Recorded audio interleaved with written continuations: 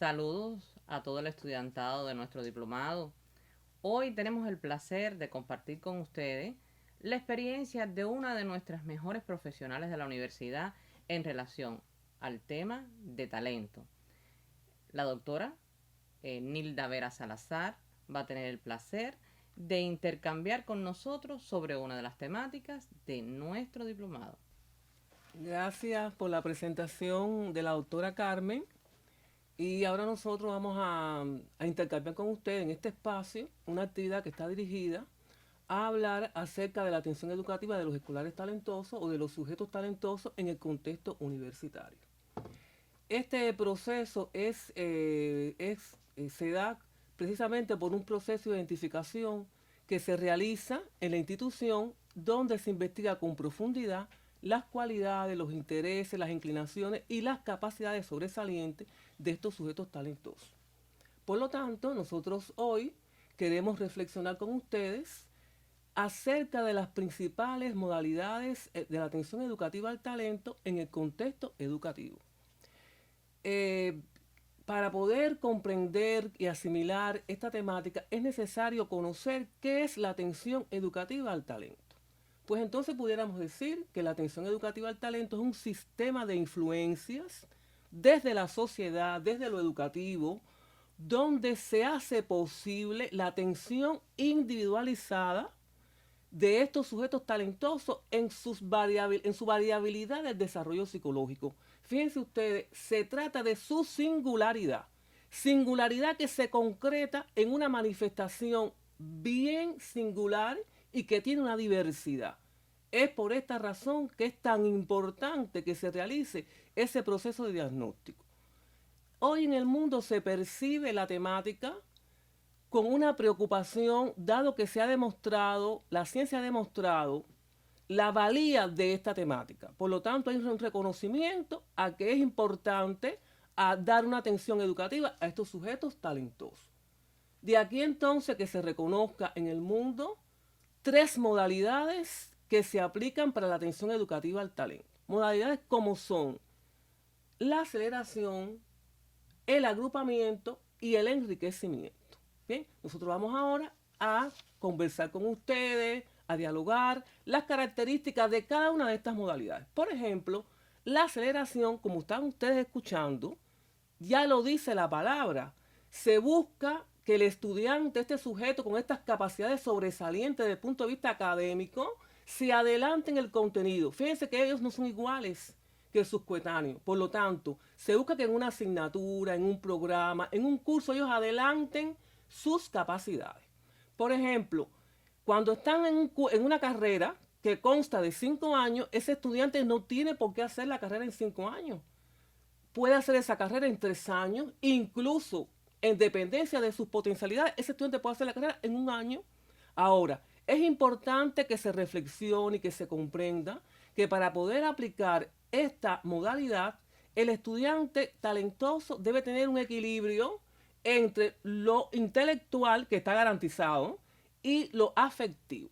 De manera que ustedes pueden comprender que si este estudiante, por ejemplo, está en un primer año de cualquier carrera y pasa por aceleración a un 5.º año de la carrera, él tiene que estar preparado desde el punto de vista emocional para poder interactuar con ese estudiante que es mayor que él, aunque sea un estudiante universitario. Esto hay que tener mucho cuidado. Este grupo multidisciplinario que hace la identificación tiene que estar bien preparado para poder tener certeza de que esto va a marchar de esta manera. De lo contrario, esta modalidad no funcionaría.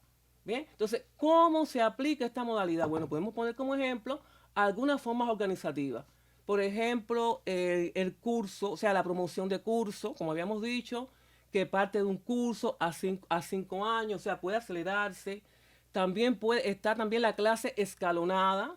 Esta consiste en que estas clases escalonadas, por ejemplo, no, discúlpenme, no es la clase escalonada. La clase escalonada pertenece al otro, o sea, a la otra modalidad. Aquí estamos hablando de la aceleración, o sea, la transmisión del curso, y también está la compactación del currículo, muy importante. O sea, que transcurre en distintas formas de organización. Vamos entonces ahora a referirnos a la agrupación. Fíjense que la agrupación es completamente diferente a la aceleración.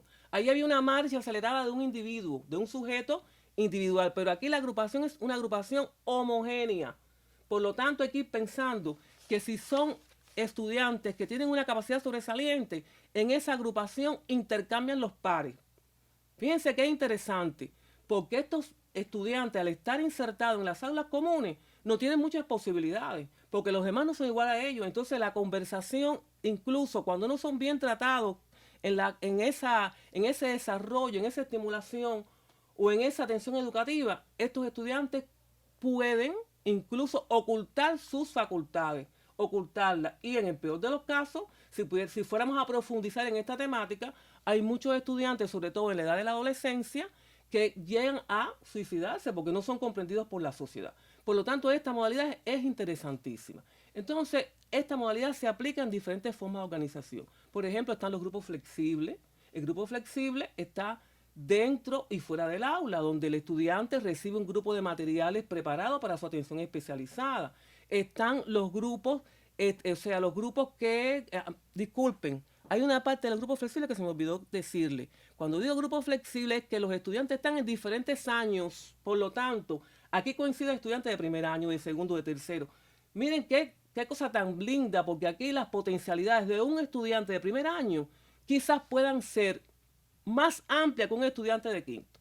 Entonces, miren cómo aquí se manifiesta la zona de desarrollo próximo de la cual nos habla Vygotsky, tan interesante, y que permite a su vez a este grupo de personas que están de especialistas identificando el talento, allí en esa agrupación flexible detectar a quien puede acelerarse sin problema, porque está demostrando allí que efectivamente tiene esta capacidad y que efectivamente puede lidiar con estudiantes de otras edades. ¿Bien? Entonces, aquí por ejemplo están, le decía, el grupo flexible, el grupo de extracurricular, que se hacen actividades dentro y fuera del grupo, y está también el grupo por asignatura. Bien, entonces en este recorrido llegamos a el enriquecimiento, que es la otra modalidad que déjenme decirle que es una de las más aceptadas. Porque si ustedes van siguiendo el discurso y la comprensión, el enriquecimiento el estudiante talentoso no tiene que salir del grupo. Se mantiene en su grupo común y esto hace que el estudiante, si se maneja bien el currículum compactado, pueda ser atendido y favorecer a los demás estudiantes. Es por eso que decimos que en esta modalidad el estudiante presta sus procesos a los demás. ¿Bien? Y aquí entonces no se corre el riesgo que los estudiosos plantean, de que cuando usted agrupa al estudiante talentoso, está creando un grupo élite. Y aquí de esta manera no se crea ese grupo élite. Entonces es una modalidad que por ejemplo, no tiene que ser solo en el aula, es en olimpiadas, en concursos, en el verano, etc. Fíjense cuántas formas hay diversas de estimular al sujeto talentoso. Pero es importante también que ustedes sepan que en la actualidad en la ciencia se discute por determinar cuál es la más efectiva. Piensen ustedes que están aprendiendo ahora con nosotros. La ciencia no ha demostrado nada sobre la efectividad, pero sí es comprensible de que para poder determinar qué modalidad es más efectiva, hay un conjunto de factores que están incidiendo. Factores económicos, políticos, factores estructurales de la sociedad, etcétera, que son los que en última instancia determinan cuál es la modalidad más efectiva que debe utilizar una institución. Si hasta aquí me han seguido, habrán comprendido que es una temática bien interesante, pero también es bien preocupante, porque si usted por ejemplo, como especialista no determina bien la modalidad que va a utilizar, entonces estaría afectando a este sujeto talentoso. Bien, entonces si ya hemos conversado, podemos concluir, hay dos conclusiones. La primera, que la atención educativa al talento desde la sociedad es un sistema de influencia que garantiza, que posibilita la atención a las diferencias individuales de la singularidad de estos sujetos. Y la segunda conclusión es que en el mundo esta atención educativa se manifiesta en tres modalidades: la aceleración, el enriquecimiento y el agrupamiento. Muchas gracias por su atención.